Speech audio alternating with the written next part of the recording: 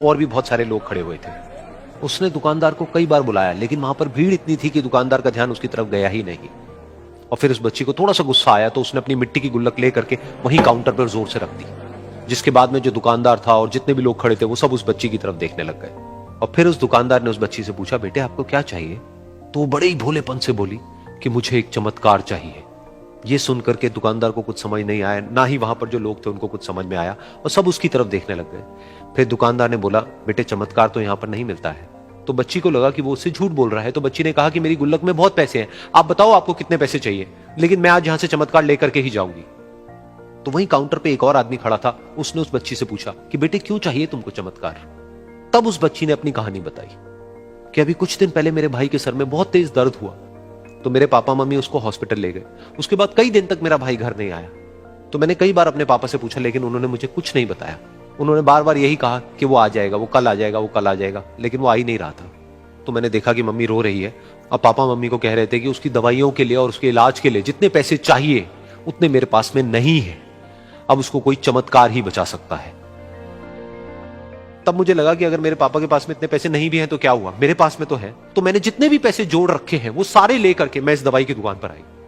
फिर उस आदमी ने उस बच्ची से पूछा, कितने पैसे हैं तुम्हारे पास में?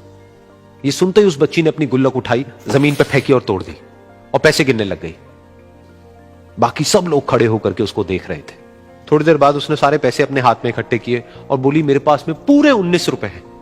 वो जो आदमी वहां पर खड़ा था वो थोड़ा सा मुस्कुराया और बोला कि अरे तुम्हारे पास में तो पूरे पैसे हैं, इतने का ही तो आता है चमत्कार। ये सुनकर के वो बच्ची बहुत खुश हो गई और बोली कि चलो मैं आपको अपने पापा से मिलवाती हूं।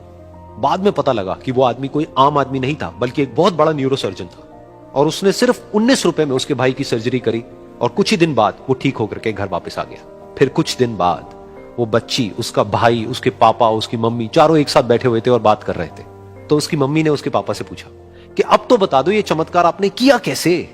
तो उन्होंने अपनी बेटी की तरफ देखा और बोले, ये चमत्कार मैंने नहीं, इसने किया है।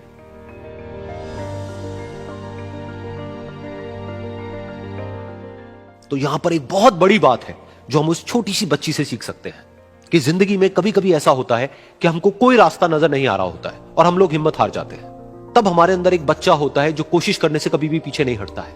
वो हार मानने को तैयार नहीं होता है क्योंकि उसको ना शब्द समझ नहीं आता है। वो बच्चा जिसके लिए कुछ भी नामुमकिन नहीं है, क्योंकि वो हर हाल में कोशिश करता ही रहता है।